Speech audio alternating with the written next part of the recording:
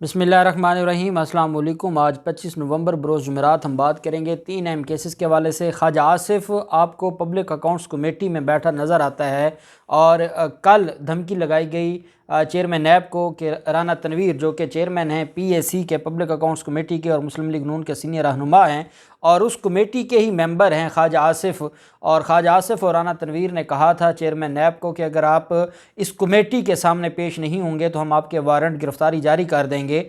Chairman नैब के तो warrant गिरफ्तारी जारी ना हो सके, लेकिन ख्वाजा आसिफ के ख़िलाफ़ नया केस और ये 2 केसेस हैं जो शुरू कर दिए गए हैं। और ख्वाजा आसिफ ने जो कुछ किया और जब ये हुक्मरान थे, जब ये वज़ीर थे, जब ये हुकूमत पाकिस्तान की बाग दौड़ संभाले हुए थे और कैसे इन्होंने रियासत पाकिस्तान को नुकसान पहुंचाया, अवाम को नुकसान पहुंचाया, बड़ी अहम तफसीलात हैं। साथ हम बात करेंगे आज नैब के बाहर, नैब ऑफिस लाहौर के बाहर हंगामा हुआ और बहुत बड़ा एहतजाज था। फिर चेयरमैन नैब को ख़ुद आना पड़ा और मुजाहिरीन से ख़ुद मुज़ाकरात करने पड़े। मामला क्या है उसके ऊपर भी हम बात करेंगे।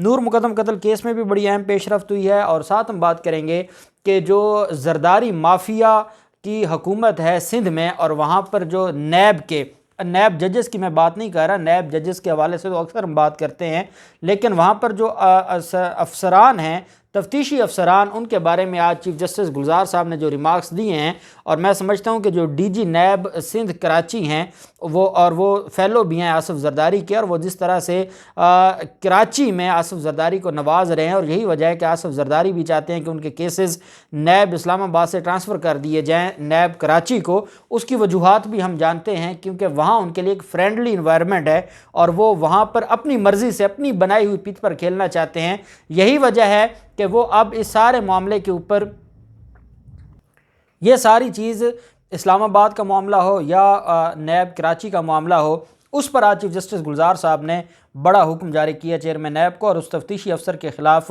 कार्रवाई का हुक्म जारी कर दिया है जो केसेस को बर्बाद कर रहे हैं। और साथ जो नैब की कारकर्दगी है पूरे पाकिस्तान में, उसके ऊपर भी सवालात उठाए हैं चीफ जस्टिस गुलजार साहब ने, वो भी मैं आपके साथ शेयर करूँगा। नूर मुकद्दम कत्ल केस का पहले हम देख लेते हैं। आप जानते हैं कि मुलजमान की तरफ से एक दरख्वास्त दायर की गई थी, CCTV फुटेजेस मांगने का कहा गया था और कहा गया था कि हमें पूरी जो CCTV फुटेजेस है उसकी वीडियो और वो हमें चाहिए। मुल्ज़मान ये समझते थे कि हम अपना डिफेंस हमें बनाने के लिए उस वीडियो की ज़रूरत है और अदालत में दरख्वास्त दायर की। मौक़िफ़ ये अख्तियार किया कि इस्लामाबाद हाई कोर्ट हम गए थे, इस्लामाबाद हाई कोर्ट ने हुक्म जारी किया था कि इनको वीडियो दे दी जाए, लेकिन हमें मुकम्मल जो फुटेजेस है वो नहीं दी गई, इस वजह से हमें मुकम्मल वीडियो दी जाए। आज अदालत ने, जज हैं अता रब्बानी साहब, एडिशनल सेशन जज लाहौर हैं, उन्होंने आज उनकी दरख्वास्त खारिज कर दी है और अदालत ने कहा है कि आपके पास मुल्ज़िम को कानून ये कहता है कि चालान सबमिट होने के बाद फ़र्द जुर्म आयद होने से पहले जो डॉक्यूमेंट्स हैं वो 161 की स्टेटमेंट्स हैं, जो मुदई की और गवाहान की स्टेटमेंट्स हैं, या जो रिकवरी के हवाले से या कोई वो चीज़ है जिसको पार्ट ऑफ द फाइल बनाया गया है। चालान में सिर्फ वही डॉक्यूमेंट्स दिए जाते हैं। ये नहीं है कि मुल्ज़िम अब ये कहने लग जाए कि मुझे फ़लाँ डॉक्यूमेंट चाहिए, मुझे फ़लाँ डॉक्यूमेंट चाहिए, वो हकदार नहीं होता कोई भी डॉक्यूमेंट लेने का जो तफ्तीश का हिस्सा होते हैं, जो पुलिस फाइल का हिस्सा होते हैं। पुलिस फाइल से डॉक्यूमेंट्स कानूनी तौर पर नहीं लिए जा सकते और यही वजह है कि अदालत ने आज उनकी जो दरख्वास्त है उसको खारिज कर दिया है। दूसरी तरफ एक मामला था और ये ऑनरेबल जो सुप्रीम कोर्ट है उसके सामने ये मामला आया और चीफ जस्टिस गुलजार साहब आप जानते हैं कि कराची रजिस्ट्री में हैं और बहुत अहसन अंदाज से वो वहाँ के मामलात को देख रहे हैं और पूरी जरदारी माफिया सिंध हुकूमत और उनके हवाले से जो उनकी तरफ से उठाए जा रहे हैं, जो उनकी तरफ से सवालात उठाए जा रहे हैं, जो उनकी तरफ से अहकामात जारी किए जा रहे हैं, वो बड़े ही अहम हैं। वहीं पे जो नैब की कारकर्दगी है उसके ऊपर भी अदालत ने सवालात उठाए हैं और अदालत ने कहा है कि ये जो तफ्तीशी अफसरान हैं क्या ये नलायक हैं या बदनीयत हैं, क्या ये जानबूझकर केसेस को ख़राब करते हैं या इनके अंदर कैपेसिटी ही नहीं है, ये कैपेबल ही नहीं है इन केसेस को देखने के लिए। अदालत में एक समाअत हुई, ये वहाँ पर एक प्राइवेट हाउसिंग सोसाइटी है, उसमें कब्ज़ों का मामला था और वहाँ पर जो रिफाई प्लाट थे उसके ऊपर कब्ज़े का मामला था। नैब इस केस को देख रहा था और नैब के तफ्तीशी अफसर पेश हुए। चीफ जस्टिस साहब ने कहा कि सैकड़ों केस हैं, 10-10 साल से ज़ेर अल्तवा हैं, ये क्या तमाशा लगा रखा है नैब ने। जब आपका कानून ये कहता है कि इतने महीनों में आपने केस को फाइनली डिसाइड करना है तो फिर बताएं 10-10 साल से केसेस ज़ेर अल्तवा क्यों होते हैं। सुप्रीम कोर्ट ऑफ पाकिस्तान ने चेयरमैन नैब को रिपोर्ट पेश करने का हुक्म देते हुए तफ्तीशी अफसर औसाफ के खिलाफ इंक्वायरी का हुक्म दे दिया, शोकास जारी कर दिया। औसाफ को, जो कि तफ्तीशी अफसर हैं, अदालत ने कहा कि आप कानून की धज्जियां उड़ा रहे हैं और आपको माफ़ी नहीं मिलेगी। चीफ जस्टिस साहब ने दौरान समात रजिस्ट्रार कोऑपरेटिव हाउसिंग सोसाइटी पर सख्त बरहमी का इजहार किया और कहा कि पार्क्स और मस्जिद अराजी की अलाटमेंट कैंसिल क्यों नहीं करते, क्यों आपने मस्जिद की और पार्क्स की जो अलाटमेंट है उसको भी आपने आगे प्लाट बना कर बेचा हुआ है और आपने तमाशा लगा रखा है, गैर कानूनी आप काम करते हैं और फिर उसके बाद जब अदालत आपको हुक्म देती है तो आप उस पर अमल दरामद नहीं करते। चीफ जस्टिस ने रिमार्क्स दिया जिन्होंने अलाटमेंट की वो कैसे बाहर घूम रहे हैं, क्यों नहीं उनको जेल में बंद किया गया, क्यों नहीं उनको गिरफ्तार किया गया। चीफ जस्टिस गुलजार ने इस्तफसार किया रियासत क्या कर रही है, क्या रियासत बेयार मददगार हो चुकी है, नैब क्या कर रहा है, उन्हें जेलों में क्यों नहीं डालते। जिस पर नैब प्रोसिक्यूटर ने बताया कि 4 अफराद ने अबूरी जमानतें हासिल की हैं। ऑनरेबल चीफ जस्टिस साहब को यह भी देखना होगा कि हमारे यहाँ तो लाहौर हाई कोर्ट के भी माजी में ऐसे फैसले हैं, पेशावर हाई कोर्ट के भी फैसले हैं और इस्लामाबाद हाई कोर्ट के भी फैसले हैं जिसमें लोग अबूरी जमानतें करवाते हैं और अदालतें हुक्म जारी करती हैं कि 10 दिन पहले गिरफ्तार करने से 10 दिन पहले आपने मुलज़िम को इन्फॉर्म करना है कि हमने आपको फ़लाँ तारीख को गिरफ्तार करना है ताकि वो अपनी तैयारी कर ले। तो हुजूर ये मामलात भी आपको देखने होंगे, अदालतों के मामलात देखने होंगे। अबूरी ज़मानतें जो दी जाती हैं, जिस तरीके से ज़मानतें तकसीम की जाती हैं, जिस तरीके से चपड़ासियों के ज़रिए ज़मानतों के फ़ैसले अनाउंस करवाए जाते हैं, तो अगर उन पर एक्शन लिया जाता तो शायद नैब में भी कॉन्फिडेंस बढ़ता और नैब अच्छे तरीके से तफ्तीश करता। नैब भी अब ये बात समझ गया है कि वो कुछ भी कर ले, मामला जब अदालत में जाता है तो ज़मानत में अदालतें रिलीफ देती हैं और यही वजह है कि ये मामला ख़राब होता है। चीफ जस्टिस साहब ने कहा कि 32 प्लाटों का मामला है, 10 साल से चल रहा है और अभी तक हल नहीं हुआ। इस वजह से चीफ जस्टिस ने हुक्म जारी किया नैब को और चेयरमैन नैब को कि आप खुद इस मामले को देखें और आप इस तफ्तीशी अफसर के ख़िलाफ़ भी कार्रवाई करें, इसको फारिग करें, इसके ख़िलाफ़ इंक्वायरी करें और क्या इसकी बदनीयती है या ये नाअहल है।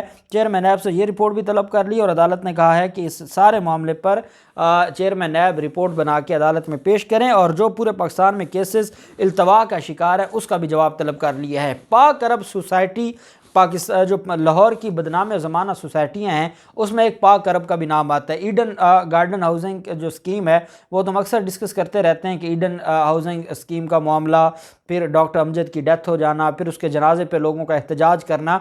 मैं समझता हूँ पाक अरब के मालकान को, पैरागॉन के मालकान को और बाकी जो तरह की जाली सोसाइटियाँ हैं जिन्होंने आवाम से पैसे लिए और पैसे हड़प कर गए और उनको प्लाट नहीं दिए, उनको डॉक्टर अमजद की मौत और उसकी कब्र पर जो कुछ होता रहा, वहाँ के जो 11,000 मुतासरीन थे उनकी तरफ से उसके जनाजे पर एहतजाज किया गया, छुप कर उनको जनाजा पढ़ाना पड़ा, कब्र पर एहतजाज होता रहा, उनको सिक्योरिटी वहाँ पर लगाना पड़ी और वो डॉक्टर अमजद वो है जो इफ्तिखार चौधरी का रिश्तेदार है। इफ्तिखार चौधरी के पास उसका केस गया था, इफ्तिखार चौधरी ने ना सिर्फ उसको रिलीफ दिया बल्कि रिश्तेदारी भी कर ली।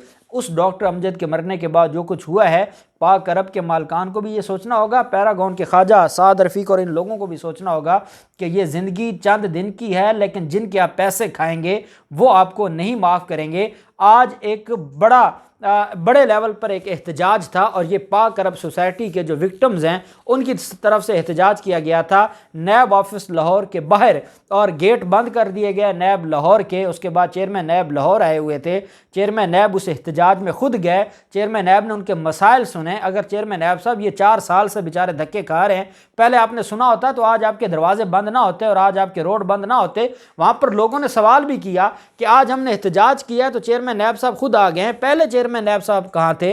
तो चेयरमैन नैब साहब ने कहा कि मैं इन सारे मामलात को देखूंगा, मैंने एक कमेटी बना दी है, लाहौर का सीनियर अफसर नैब का इस मामले को देखेगा, आप लोगों को हम रिकवरियां करके देंगे। उन्होंने कहा हमारे साथ ज्यादती हुई है। चेयरमैन नैब ने कहा कि जब आप उनसे जालसाज गिरोह से आप खरीद रहे थे प्लाट, उस वक्त हमसे पूछ के ख़रीदा था, आपको नहीं पता था कि वो रजिस्टर्ड सोसाइटी नहीं है।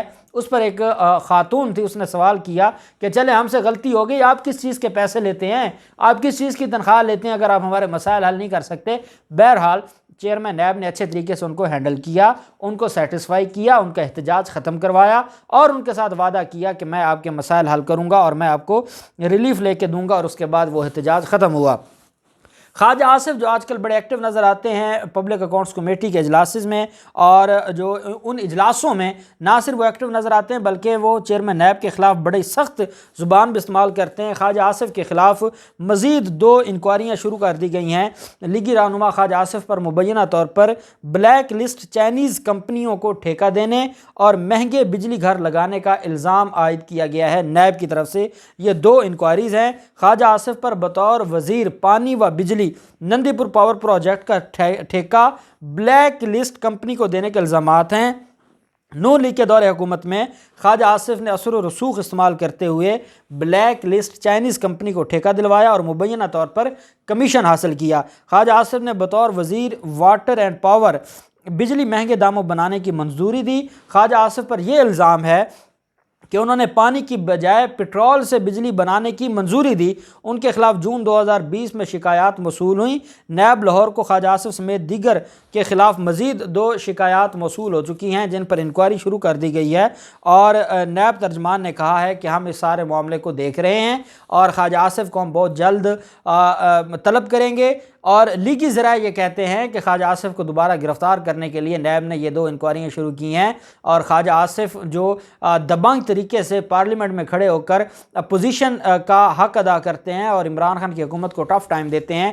इमरान खान हुकूमत सियासी इंतकाम का निशाना बनाते हुए ख्वाजा आसिफ को दोबारा गिरफ़्तार करवाना चाहती है, तभी ये 2 झूठी इंक्वायरियाँ शुरू की गई हैं। ये नून लीग का मौक़िफ़ है।